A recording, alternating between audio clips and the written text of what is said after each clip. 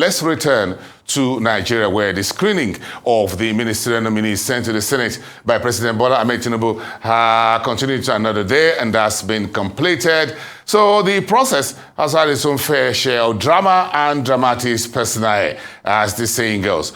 But what has the screening process so far revealed about the type of cabinet that President Tinubu will use for his macroeconomic reforms? Time to check in now with Sumner Sambo, Arise political editor live in Abuja. Good evening to you, Sumner. It's been a very nice time of drama and dramatis personae so far. But let's start with the numbers before the drama. How many nominees were screened and how many of them made it through, were either the proverbial needle's eye or just through the wide open door? Thank you so much, Bosun, and good evening to our viewers. We've had 48 ministers just being confirmed right now by Nigeria's upper legislative chamber, that's the Senate.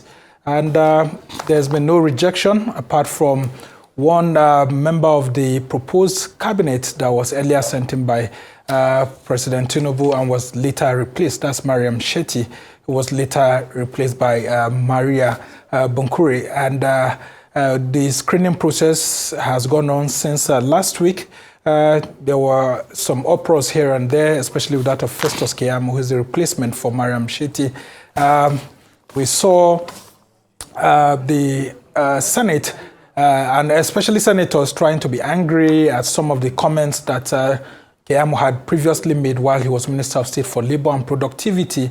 But the Senate President had to eventually call for a closed-door session, and when that closed-door session ended, he hurriedly left to the presidential villa to meet with President Bola Ahmed Tinubu. Well, news sources said he discussed Festus Keyamo's issue, while others said that it was actually to look for a smooth clearing ground for Keyamo and some other nominees that may be facing some huge task ahead of the confirmation process. But, well, with the screening and confirmation now complete without any rejection, it's left to be seen when President Tinubu will be announcing the portfolios. Okay, so what we're getting is that about 45 individuals were confirmed out of 48. But of course, that's a majority, by the way. We learned there's some security screening, screening still being done around the governor of Kaduna State, but former Kaduna State governor, by the way. But what do you make of the ministerialists, by the way? Do you think these are men and women? Do you think they have all it takes for this huge socioeconomic turnaround work on the ground? I'm sure you listen to them going through the Senate screening. What do you make of these men and women, by the way, broadly speaking? Broadly speaking, this is the largest cabinet we've ever seen in the country's political history, and we do not know what the thinking of the Tinubu's government is all about, you know, having this sort of large cabinet. But it looks more like a wartime cabinet, if you may put it that way, like a cabinet that's heading towards a potential rerun of the elections if there are calls for it, or maybe even the second term in 2027 if President Tinubu scales through the courts processes. But generally speaking, I think it's just maybe about 15 to 20 people there that you can really see have the capacity to actually help the president to deliver his vision. The remaining other persons, maybe 28 or so, will just be political appointees, because there are so many people there that a lot of people are wondering. I mean, having 9 former governors on the list, people are wondering what exactly are they going to be doing? What magic did they do in their states that they are bringing? Well, yeah, there are some very, very few bright spots among them. But if you put like about 5 to 6 out of 9 governors, I mean, many of them are people that have questionable cases here and there. Nigerians are asking why they would have to be transported into the federal cabinet.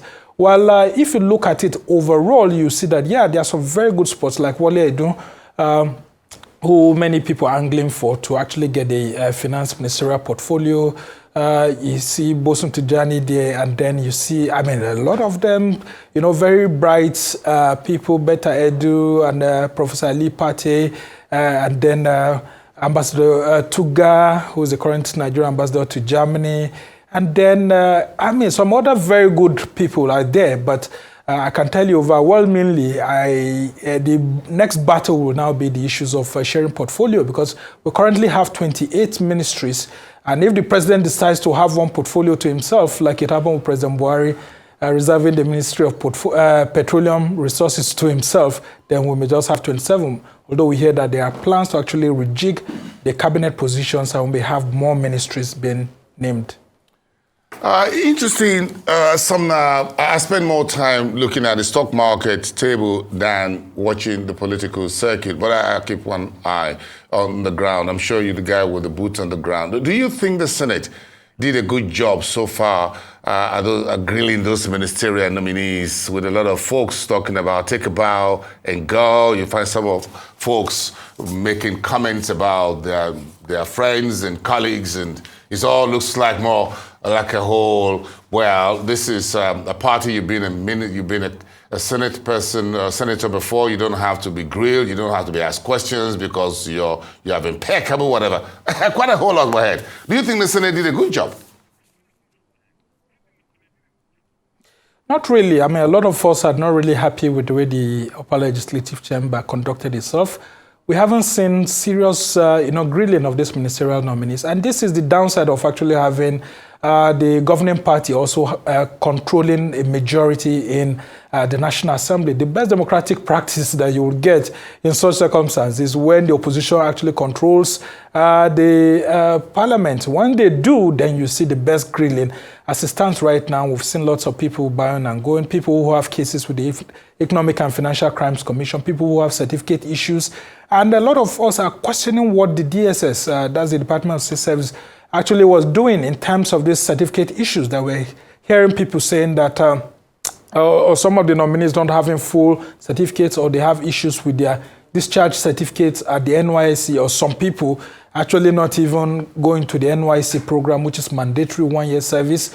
And then, of course, you also have people with questionable O-level results, and people even telling the Senate that is what they prefer to put in their files that they decided to. So we had expected so much. And then with some sort of questions that we would have had for people like Malam Nasir El-Rufai on why he had to make some questionable statements across the nation that many people thought would affect the very fabric of the nation on religion, ethnicity, and politics. And then you also have people who performed in their states being asked to go to bow and go when we know that some of their states perform poorly. Take former Governor Bello Matawalle, for example, that the EFCC has said that he has several cases to answer. Former Zamfara State Governor. And then you see Atiku Bagudu, former Governor of Kebbi State, whose issues have been lingering for a long period of time, and some other ones. But generally, I think we can do better as a country, and then our politicians in the National Assembly can do much better. Let me ask, is there a template? Is there a template for questions to be asked by Senate of ministerial nominees? Is there a template, or is it a free-for-all affair? It depends as the spirit directs the Senate president. Just lay it open. Everybody ask whatever questions you want. It's a free market entry, free exit. Whatever questions, or you don't want to ask questions, off you go. Is there a template of quality questions, whatever, to be asked? Is there a script somewhere? Well, there's no specific template on questions to be asked, but a very good Senate with a very good leadership would have, itemized some of the key questions as to how this proposed cabinet will help move the government forward and then Nigeria forward, and then some critical economic questions that people need to answer, political questions, the issues of nationhood, the issues of their belief in the country itself. And we haven't seen this happening. And the very bad side of our democracy that we're practicing now is that the opposition parties themselves are asleep. Look at the Labour Party, for example, and the People's Democratic Party, the main opposition. These are political parties that had ideologies that were meant to challenge the governing All Progressives Congress.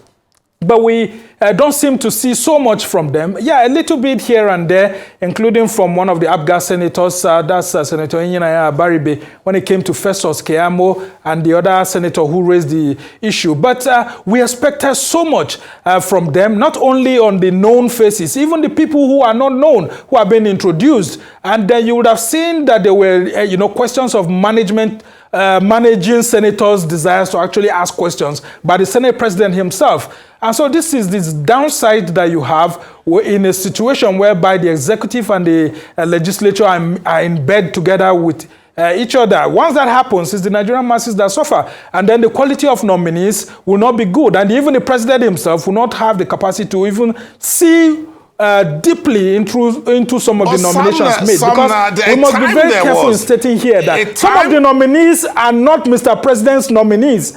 They are party nominees or godfather nominees and all of that. But Sumner, there was a time in this country when everybody said both this legislature and the executive should be on the same page. They should have lunch, breakfast, and dinner together. They should be on the same page. Now they are on the same page, and you folks are complaining.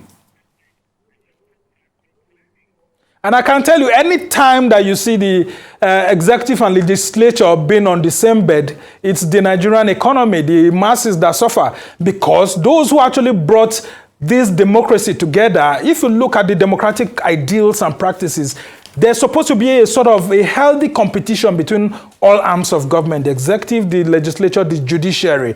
And then we are not saying that they shouldn't mix together, but if they get together in too much comfort, then I can tell you that it becomes very problematic. And that's where the opposition comes in. If the ruling party's majority seems to be aligning more with the executive, yes, then the opposition is supposed to play its part by bringing out the best and grilling the nominees. But you see clearly that the opposition seems to be non-existent. And this is one thing I'd warn, that the governing APC, led by President Bola Tinubu, is an expert in forming a one-party government like he did in Lagos State. And we're beginning to see the signs that the opposition is slipping. Perhaps this will help your argument, Sumner, because the opposition seems to be rather quiet on the ministerial nomination list. I expect them to take those nominees apart, to tear them apart, in a manner of speaking, constructively speaking, I mean to say.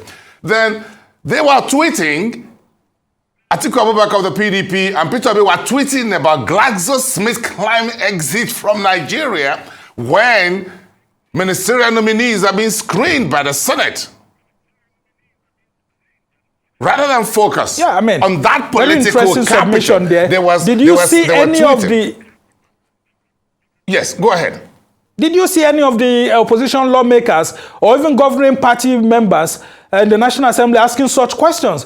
The reality is that we need to ask why those questions, those kind of companies having spent over 5 decades in the country, are living. What will they do as ministerial nominees if confirmed by the Senate to ensure that we don't have more companies living, which will have, effects on job creation, have effects on the economy, the GDP growth and all of that? I mean, these are the questions we expected. And of course, with the youthful population that we have in the country, where you saw sometime around 2013, 2014, a whole stadium being thronged by people just seeking a few jobs in the immigration and people collapsing and almost killing themselves and nothing much will happen.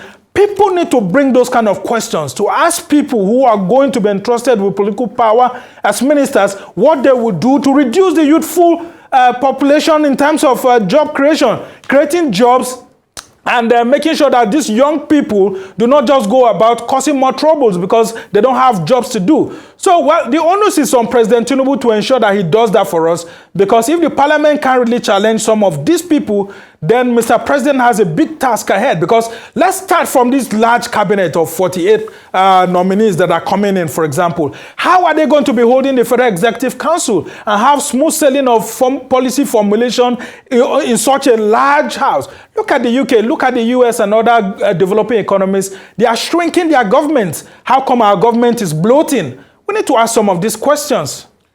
If you ask on the street, do you think ordinary Nigerians on the street really care about this senatorial nominee screening really for the past 1 week? Do you think ordinary Nigerians really care? Do you think they care?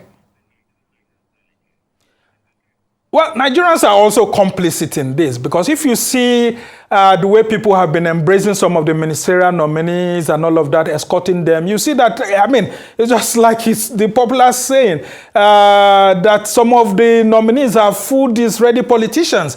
People whose major job is just to service their political networks and leave the major issues of addressing the main issues of development across the country. So when their supporters come like that, you will know that the supporters are not interested in what these nominees are going to do for the country, but what they are going to bring to them as part of their own, democratic dividends. So Nigerians also need to start deepening the conversation on the kind of government that we want. Do we want a lean government that serves us better, or a large government that makes it look as if we are not conversant with the situations that the economy is telling us, where, for example, at the moment, we have lots of lenders at our back and from people who are our debtors, who are looking at us. And then you see that when these people get into government, they are all going to have special advisors, senior special assistants, PAs and all of that. So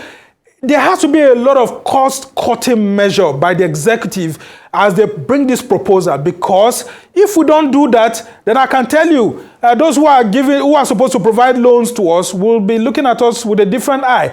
Nigerians must begin to ask the president, the proposed cabinet, and the political parties the tough questions, because I don't envy this the ministers and even the government, because of the challenges ahead. If they think that it's just going to be a normal ball game, then I pity for them, because the monies will not be there to share.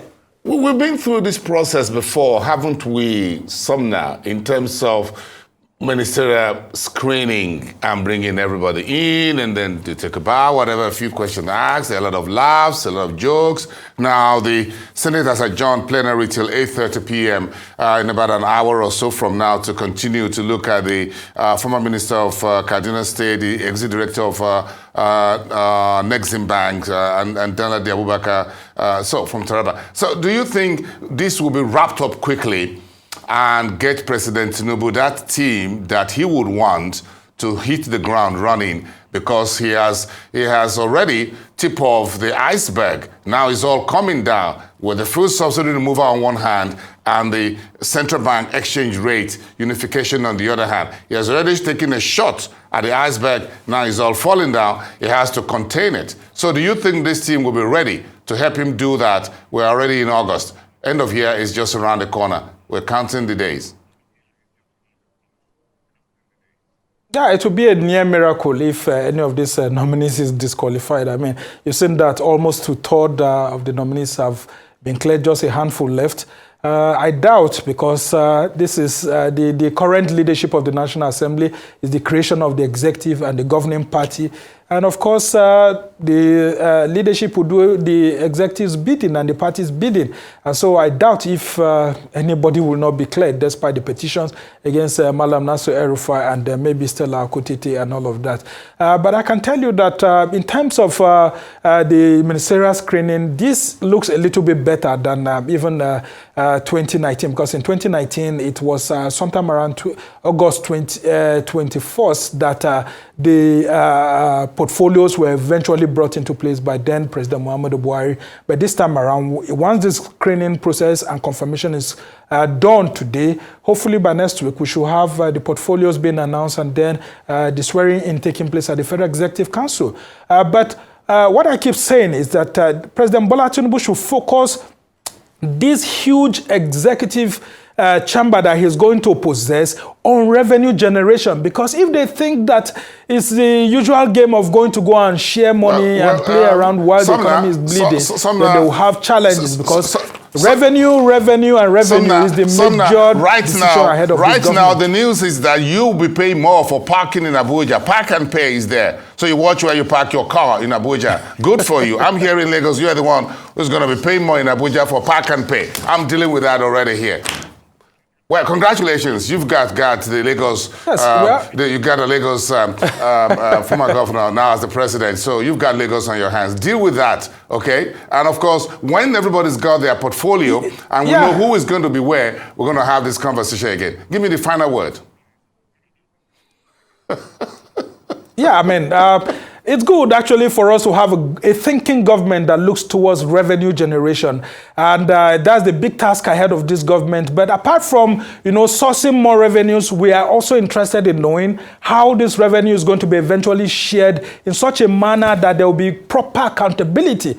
Nigerians must track every expenditure by this government, because for this government to be this large, it means there will be lots of expenses. And so we must make sure that those expenses are tailored towards creating productivity and enhancing good governance, ensuring good revenue generation, even if we will have to pay more. But as long as we see the government working on our behalf, I mean, everyone will be happy for it. So, well, Tinubu has the right to actually get more than 50 ministerial nominees if he wants. The Constitution doesn't buy him, as long as he meets that quota of 36 or 37 states, if you add the FCT and all of that. But for now, we need a working and thinking government that focuses on revenue generation, equal distribution, and ensuring that there's equity in what goes down to the last point. All right, let's see how which round pegs are you going to have in the round holes in the next few days. Thank you so much, Sumner Sambo, our political editor.